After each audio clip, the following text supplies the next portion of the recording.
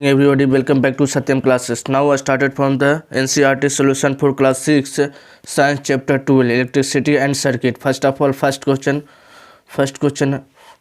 a device that is used to break an electric circuit is called, उस device को हम लोग क्या बोलते थे? तो स्विच बोलते थे। जो इलेक्ट्रिक सर्किट को ब्रेक एंड क्लोज करता था उसको हम क्या बोलते थे? स्विच बोलते थे। तो ये आंसर आपका स्विच हो जाएगा। तो next, an electric cell has terminal, कितने टर्मिनल? इलेक्ट्रिक सेल में कितने terminal? Two terminal. Mark the true and false the following statement, electric current can flow through the metal, yes it means true. फिर instead of the metal wires jute string, क्या जोड़ रहे हैं? Jute string can be use to make the circuit, no it means false. Jute string से आपका नहीं होगा। Electric current can passes through the sheet of the thermocol, thermocol एक insulator है, इससे करंट भी पास आउट नहीं होगा, तो फॉल्स। तो आपका 1 ट्रू और 2 फॉल्स। चलिए ये आंसर पेज पर दिखा देते हैं। स्विच, फर्स्ट का answer switch, 2 terminal, true false false. Third, can explain the bulb would not be glow arrangement so in figure, तो आपका ग्लो नहीं कर रहा है, इट मीन्स एक बैटरी लगा दिया और एक बल्ब लगा दिया और एक टेस्टर और ये स्क्रू ड्राइवर है। स्क्रू ड्राइवर के पीछे वाले क्या होता है? पीछे वाले भाग आपका इंसुलेटर होता है। क्या होता है? इंसुलेटर।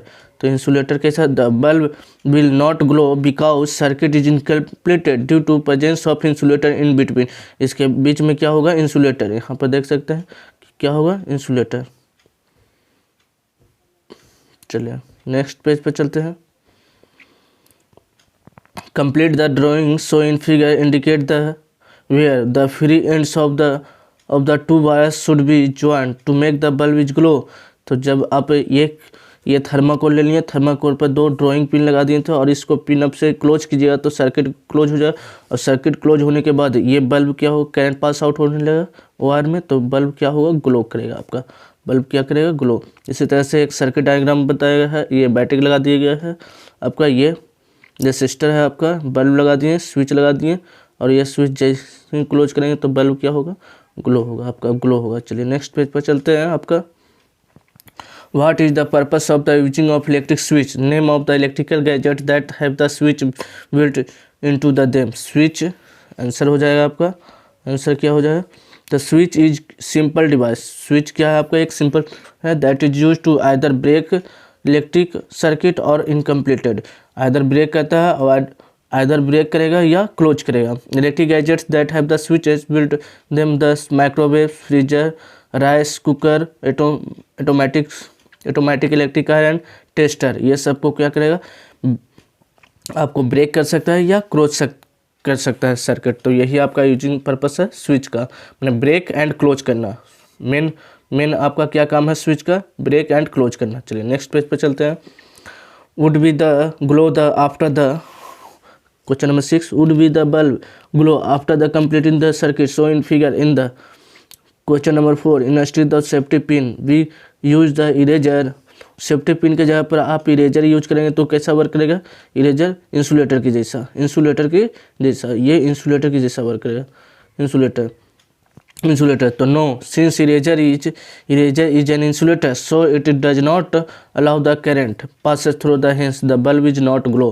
क्योंकि इरेजर आपका कैसा वर्क करेगा? एक इंसुलेटर के जैसा। हम लोग जानते हैं कि इंसुलेटर में आपका करंट पास आउट नहीं हो, it do not current the passes through the it, hence the bulb is not glow। चलिए नेक्स्ट क्वेश्चन देखते हैं 7 नंबर क्वेश्चन का। Would be the bulb glow in the circuit so in figure, yes electric circuit is close the bulb will be glow.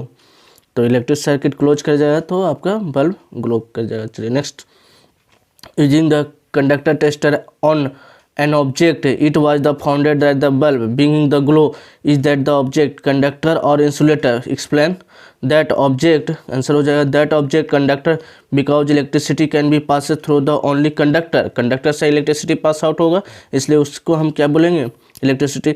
उस time आपका glow करेगा bulb, and not through the insulator, आपका current pass कहाँ से नहीं होगा? तो insulator से। Unless the object conductor is bulb conductor में बल्ब क्या होगा?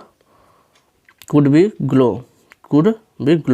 कंडक्टर के केस में आपका बल्ब क्या हो जाएगा? ग्लो हो जाएगा। तो नेक्स्ट पेज पर चलते हैं। Why should not electrician use the rubber gloves while the repairing and the electric switch at the your home? हम लोग क्यों इलेक्ट्रिशियन रबर को ग्लोव्स का नहीं लगाते हैं, रिपेयरिंग के इलेक्ट्रिक स्विच लगाते हैं अपने होम में? क्यों? Because the rubber gloves are insulator. क्या है? रबर ग्लोव्स आपका इंसुलेटर है, इसलिए हम लोग घर में नहीं लगाते हैं। This saves the electrician from the getting an electric shock. उससे क्या लगेगा? इलेक्ट्रिक शॉक लगेगा, इलेक्ट्रिक शॉर्ट लगेगा। That is why electrician use the rubber gloves while the repairing of electric switch. उसको हम क्या किससे रिपेयरिंग करते हैं? तो इलेक्ट्रिक स्विच लगा कर। तो इसलिए क्या नहीं लगाते हैं? रबर ग्लोव्स नहीं लगाते हैं। चलिए नेक्स्ट पेज पर देखते हैं।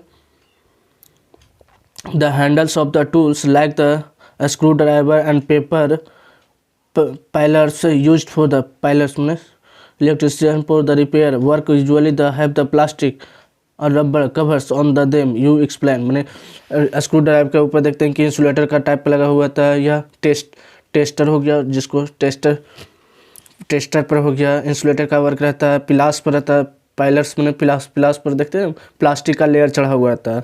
तो plastic and rubber both are bad conductor of electricity, hence the protect the against the electric shock. मैंने उसी को इंसुलेटर, प्लास्टिक क्या करेगा? इंसुलेटर के जैसा वर्क, इसलिए हम लोग क्या यूज करते हैं? उस पर प्लास्टिक का इंसुलेटर चढ़ा हुआ रहता है, इसलिए इलेक्ट्रिक शॉक से वो क्या करता है? प्रोटेक्ट करता है आपका। चलिए नेक्स्ट